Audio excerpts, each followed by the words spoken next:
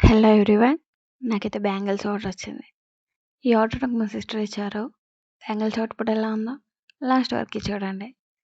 ఎవరికైనా customized bangles jewellery కావాలి అనుకుంటే నాకు డిఎం చేయండి.